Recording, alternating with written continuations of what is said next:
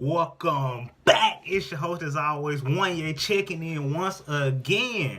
And with Crown Jewel slowly approaching, depending on where you at in this world. And before I get to my prediction, there's one thing I hate about WWE going out of the country. Like, everybody don't get to watch it at the same time. Like, Friday here, it's gonna be in the morning time. I'm gonna either be at work, so I'm gonna have to delete all my social media. So won't nobody spoil it for me. So without further ado, let me jump right into my prediction for the show. So we got a stacked card for this Crown Jewel pay-per-view. When I say stacked, I mean a stack. The card's so stacked, they got matches on the card that I don't even know what they going for. For example, we got the whole World Cup tournament where, you know, the winner of the whole tournament, he get the rights to call himself the greatest, the best in the world, but if you ain't got no championships where the world champion, you ain't the greatest. So on the Raw side, we got Seth Rollins versus Bobby Lashley. Now, Bobby Lashley been picking up a lot of momentum in these past couple of weeks with his bouts with Finn Balor, and Seth Rollins, he started his little feud with Dean Ambrose after the Shield collapsed. So in this bout,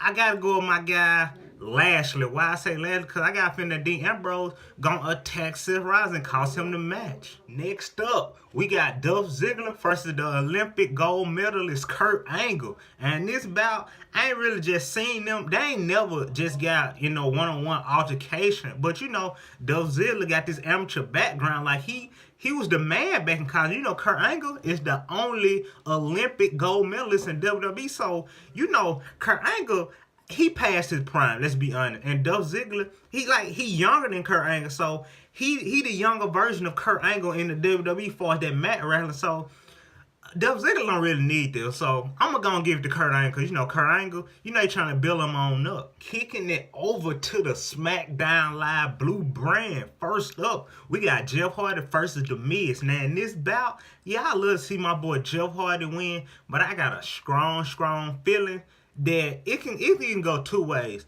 The Miz, he can win the match, but on the other end, Jeff Hardy can win the match. Why I say Jeff Hardy? Because I can see Jeff Hardy going against the second participant in the SmackDown Live tournament, which is Randy Orton, when he go one-on-one with Rey Mysterio, 619. But you got to think about it. With Rey Mysterio returning, he ain't come back to lose. So, like I say, I'm going to go for Jeff Hardy in that match versus The Miz, and I'm going to go for Rey Mysterio. And out of them two, out of Rey Mysterio, but that's the thing about this tournament. Even though we got 4 different matches, when they win those matches, do they go against the Raw Superstar or do they go against the SmackDown Superstar? But I'm guessing they will go against the SmackDown Superstar. So out of Jeff Hardy and Rey Mysterio, I gotta go with Rey Mysterio. Out of Bobby Lashley, since I say Bobby Lashley gonna win, and Kurt Angle, so I'm giving Kurt Angle to win. Of course, I'm gonna say Bobby Lashley, but I don't know about Rey Mysterio defeating Bobby Lashley, but you gotta think about it again.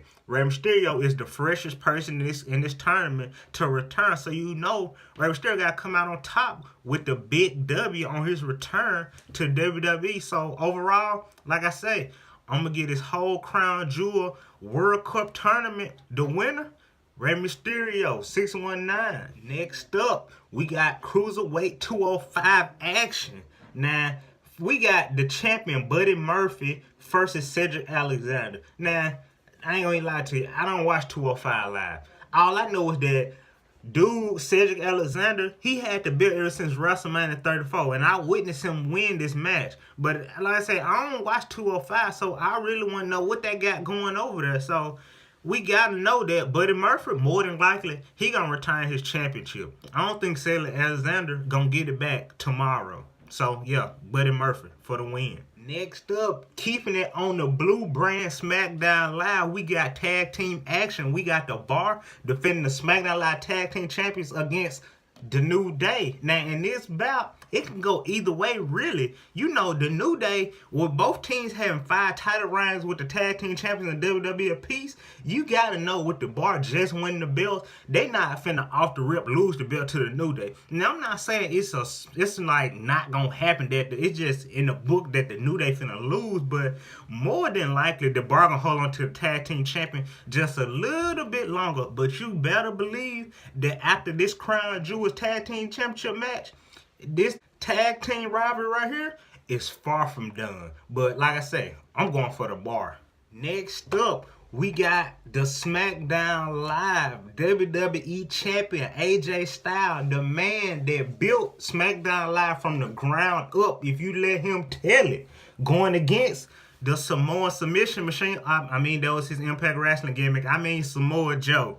Now, they done sparked this rivalry back up. Now, last time I checked, they went in they 3 rounds for that WWE Championship. I don't know if that last match was 3 or if this match gonna be 3, but I know this gonna be 3rd time that this man then fought for this belt. And this time, last time he got physical, going to his fake house with the fake baby. You know, everything got personal. So if Samoa Joe don't come out on top in this match, he gonna like a complete joke. So for the safety of Samoa Joe character on WWE, if he don't win this match, I'm gonna feel bad, cause you done did all this to this man's family and you still didn't come out on top. It really damages his character if he don't win. So I'm gonna have to go for Samoa Joe, cause you know SmackDown Live is the land of opportunity, and I want to see some change on that SmackDown Live. Me personally, I am a huge AJ Styles fan. I have nothing against AJ Styles, but I think it's time for a change, and I love he a superstar, so I'm pulling for Samoa Joe to walk out with the WWE Championship. Next up, we got the Raw's Universal Champion, Braun Strowman versus Brock Lesnar for the vacant Raw's Universal Champion. Now, we all saw what happened with Roman Reigns. That was a tragedy.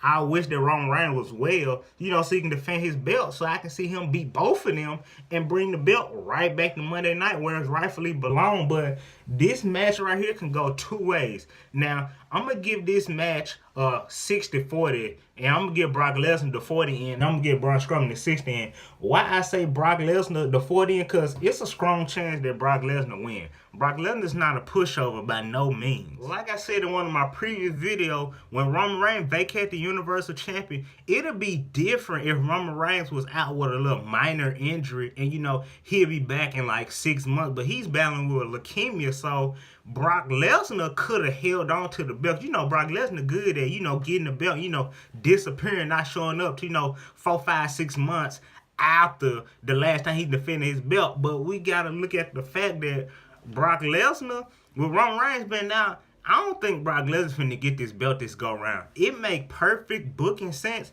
for Braun Strowman to win this match and continue his feud with Drew McIntyre. Now, I can see those big heavyweights, well, heavyweight and super heavyweight, just going back and forth and, you know, fight for that Raw's Universal Champion. So in this match, now, like I say, I wasn't the biggest Brock Lesnar fan, but you gotta admit, Brock Lesnar's side place looked great on that Universal Champion. But in this match, I'm going for Braun Strowman. So with Braun Strowman, we can at least see the belt every Monday night. So yeah, Braun Strowman for the W. Last and certainly not least, we got the Brothers of Destruction versus D-Generation X, Shawn Michaels and Triple H versus Kane and The Undertaker. Now, a small fact before we get to that match. In 1997, when Shawn Michaels and Undertaker fought in the first ever Hell in a Cell match, which Triple H and Chyna escorted Shawn Michaels to the match. And there was also the match and the night that Undertaker baby brother Kane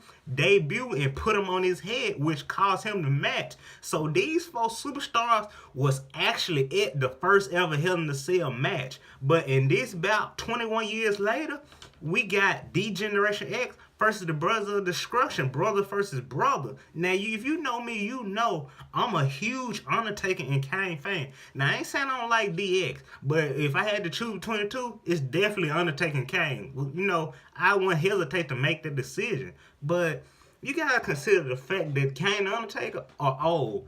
Kane and they last little get together when in that pay-per-view, I think in Australia, Kane didn't really do nothing. Like Shawn Michaels was super kicking Undertaker, beating him down, and they put Kane through a table with a mean elbow, and Kane, like I say, he didn't contribute to Undertaker's loss. So you gotta know, with Kane being the mayor of Tennessee, he not finna do too much in this match. Kane is not finna get that physical. He might do a little bit extra, cause you know he actually in the match, but Kane ain't finna do a whole lot.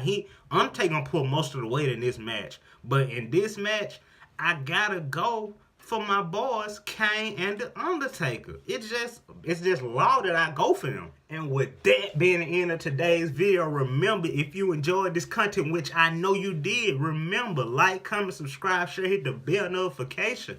Stay tuned. More Lit Wrestling bangers coming soon.